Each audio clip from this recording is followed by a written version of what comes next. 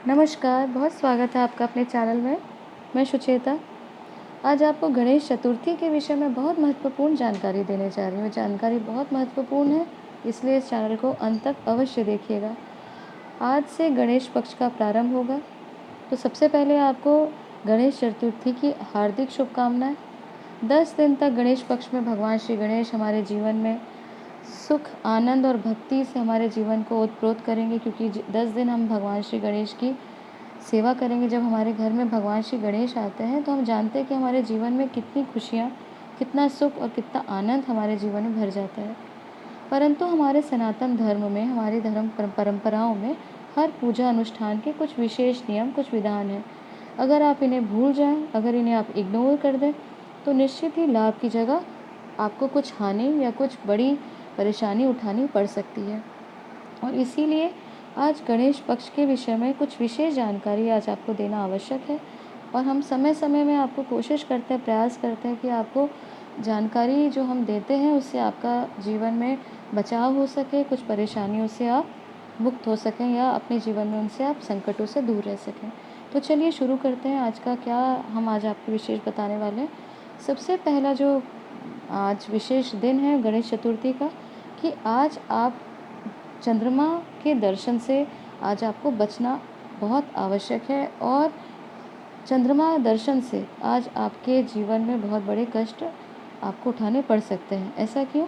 क्योंकि आज का चंद्रमा का दर्शन करना निषेध है, क्योंकि भगवान श्री गणेश ने स्वयं चंद्रमा को श्राप दिया था। और ये चंद्रमा उन्होंने श्राप दिया था कि जो भी आज के चंद्रमा के दर्शन करेगा उसे श्राप लगेगा बहुत बड़ी चोरी, गबन या लूट का।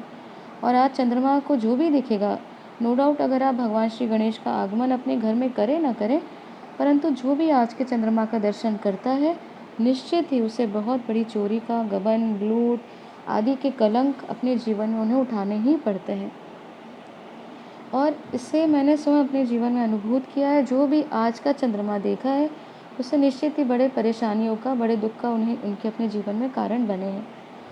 हम देखते हैं ये कथा श्रीमद् भागवत महापुराण में भी आती है। जब भगवान श्री कृष्ण, जब भगवान स्वयं जब चंद्रमा गणेश चतुर्थी के चंद्रमा के दर्शन से भूल से उन्होंने चंद्रमा को देख लिया था, तो किस प्रकार उन्हें अपने जीवन में सुमयंतक मणि की चोरी का दोष उठाना पड़ा था, अनेक कष्टों को उठाना पड़ा था। और कितना बड़ा कलंक उनको अपने जीवन में इसका यहाँ तक कि जामवंत से उनका युद्ध, अनेक प्रकार की बहुत बड़ी कहानी, ऐसे आप जाके पढ़ सकते हैं।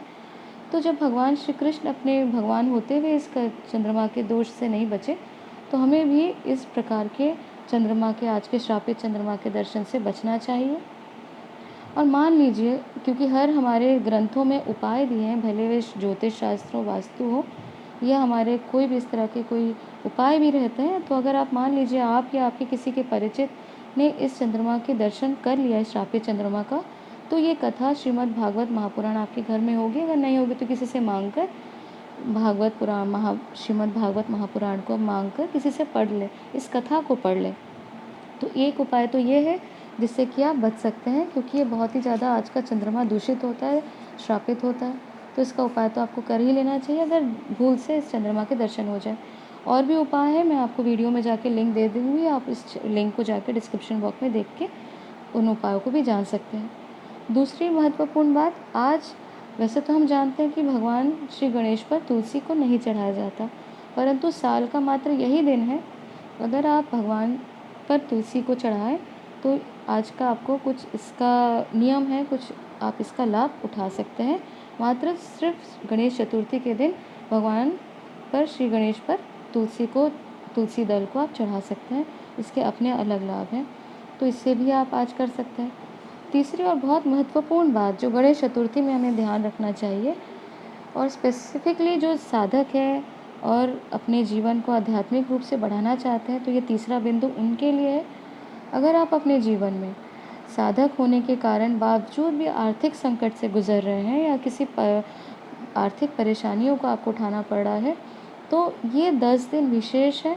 आप अपने मूलाधार चक्र को जागृत करें। इसकी यौगिक क्रिया भी है, हमारे चैनल में आप देख सकते हैं मूलाधार चक्र को जागृत करने की कौन सी यौगिक क्रिया है। इन 10 दिनों में आप अवश्य इन यौगिक क्रियाओं को करें। आप देखेंगे कि आपके जीवन में बहुत सुंदर परिवर्तन होते हुए आप अनुभूत करेंगे। आपकी बॉडी स्ट्रक्चर में बहुत सुंदर परिवर्तन आएंगे। आपकी अगर हड्डियाँ कमज़ोर हैं, अगर आपकी शारीरिक आंतरिक स्ट्रक्चर कमज़ोर है, तो ये मूलाधार चक्र को जागृत करने का विशेष समय है। इस समय आपको लम बीज मंत्र का जाप भी करना आपको के लिए बहुत लाभदायक होगा।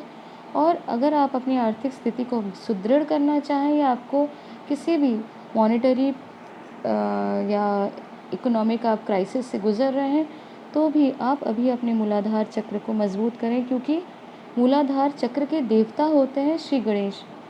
और श्री गणेश की साधना से ऑटोमेटिकली ये समय जागृत करने से, क्योंकि एक्टिवेट तो रहता ही है, थोड़े से ही प्रयास से आपको बहुत अच्छा आप फल प्राप्त कर सकते हैं। तो ये कुछ जानकारी थी गणेश पक्ष और गणेश चतुर्थी के विषय में। अगर ये जानकारी आपको अच्छी लगे तो हमारे चैनल को लाइक करें, सब्सक्राइब करें। धन्यवाद।